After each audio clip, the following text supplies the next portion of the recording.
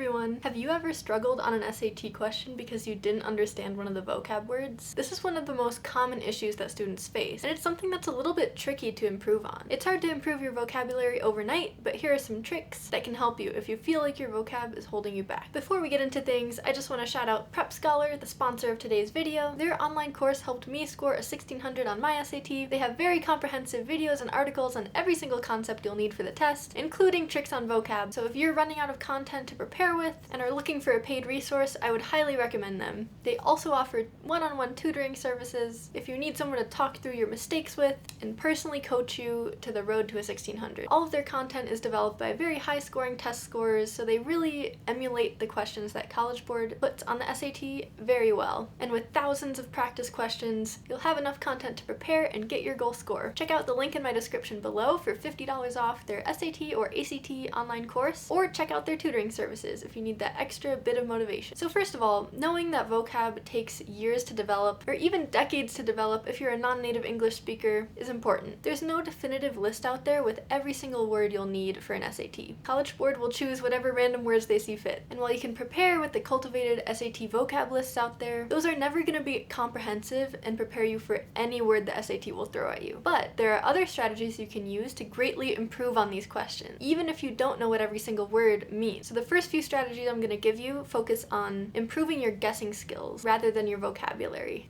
And the last few strategies cover how to quickly improve your vocabulary. The first thing to do is to get a sense of patterns. The SAT uses a lot of words with prefixes and suffixes, and these are very helpful in guesstimating the meaning of a word even if you don't know exactly what it means or have never seen it before. This is a list of the most common prefixes and suffixes that you'll probably encounter somewhere on the test. Prefixes tack on to the beginning of the word to add meaning, and suffixes tack on to the end. They will all have a pretty consistent meaning that they add to the word that they're attached to. Think of trans, meaning across. This prefix forms words like transform, transition, transatlantic, which all have that aspect of going somewhere in their meaning. Memorizing the approximate meanings of these prefixes and suffixes is much easier than memorizing thousands of words, and it'll get you part of the way there in knowing what those words mean. Next, it can be really helpful to improve on your test-taking strategy. Obviously, this only takes you so far, but occasionally a good guessing strategy can mean being able to decide between two answer choices even if you don't know the meaning of one of them. So here's how this works. The vocab questions are a lot like the rest of the SAT, where you're not allowed to infer anything. This means that everything you'll need to choose the correct vocab choice will be in the text, meaning a lot of the times there's an exact synonym of the word you're looking for strewn into the paragraph somewhere, or a phrase or concept in the text meaning the exact same thing. If you can locate this in the text, you're most of the way to selecting the correct answer choice. So let's see how this would work. So for this first question, we have this animal researcher led a 2021 study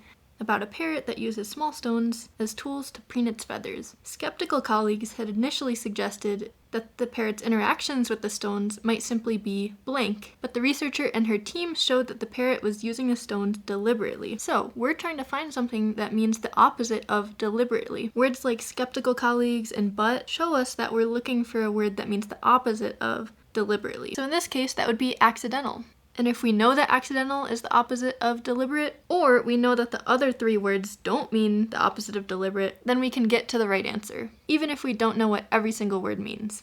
So let's look at a little bit of a trickier one. This one, I don't even fully like the answer that they suggest, but this just goes to show that the method can work even if College Board's answer is a little bit suspicious. So, this chemist who helped advance home refrigeration undoubtedly made a substantial impact on society, but her place in our historical memory is perhaps more blank than that of Stephanie Kwolek, who invented the incredibly strong material known as Kevlar, an accomplishment for which she will long be remembered. So again, this is like a contrast to the second part of the sentence. We're looking for something that means the opposite of being remembered for a long time for. And again, we know we're looking for the opposite because of the word but here, and that comparison of the then that of somebody else. So we know that it's not going to be permanent because being long remembered is kind of being permanent. It doesn't say anything about how warranted either of their impacts or fame are. And again, prominent kind of means the same thing as being remembered for a long time, or it doesn't suggest a contrast there. So in this case, the answer is tentative, which is kind of a weird word in my opinion to use here, but it does accomplish what we're looking for in that blank.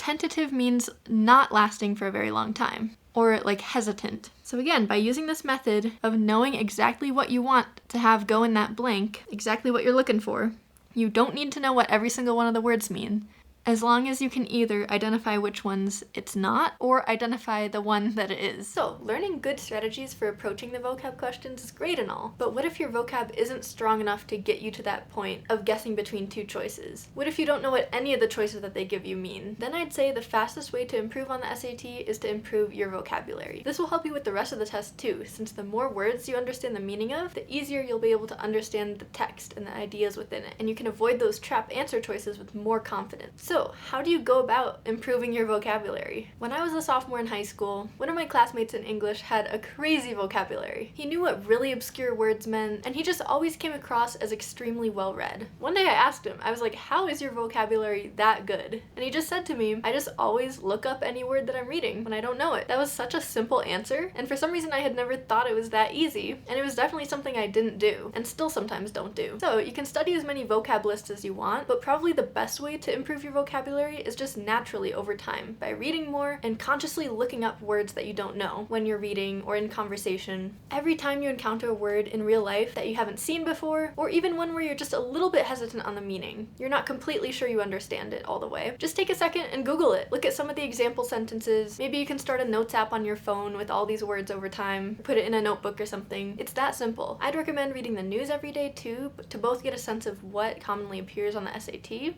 what those paragraphs will be looking like, but also to expose you to some of the simpler vocab terms. Plus, it'll help you stay informed, which is always good. I tend to read AP News, but New York Times, BBC are all good sources. Also, keep up with the books in your English classes. Yes, don't just spark notes them. That's the fastest way to naturally improve your vocabulary. And having a goal like taking the SAT is a good way to motivate you to actually do this, to look up words when you normally wouldn't. So just keep in mind that whenever you look up a word, you're helping your future self on the SAT. So say you don't have a lot of time left to do this. Say your SAT is in a few weeks or a few days, then I'd recommend turning to the online lists, if vocab is really the one big thing that holds you back. I'll link a bunch of these in the description, but always keep in mind that these are not comprehensive, and also they're sometimes way over the difficulty of what the SAT will actually use, so take them with a grain of salt. They're an okay resource if you're really struggling with vocab and it's crunch time right before your SAT. Also, I'd recommend learning what the transition words mean over anything else. These will definitely appear at some point, and there's a lot fewer of them than there are just typical vocab words. So knowing the meaning of all the obscure ones is a must. If you're dedicated and really want to go through all these lists, I'd recommend gamifying your learning. Vocabulary.com or Quizlet are great digital flashcard resources that can help make slogging through these long lists a little bit more enjoyable and fun. It's also easy to tell yourself you know what a word means when looking at it and its definition, but that's often what goes wrong when you're taking the SAT. Even just slightly misinterpreting a word can make you select the wrong answer choice. So by quizzing yourself, you're actively learning the words, which will make it easier to apply them and remember them when it matters. So those are my main tricks at getting better at vocab questions, both by actually increasing your vocabulary and your knowledge around vocabulary in general, but also just by using smart test-taking strategies. I hope this helps you out, and good luck with your SAT. Be sure to check out Prep Scholar if you want more practice with those tough vocab questions. Remember that you'll get $50 off if you use the link in my description. Also, comment down below the worst vocab word you've ever seen on an SAT. I know sometimes they're absolutely ridiculous in what words they choose. Anyway, thanks for watching and see you soon!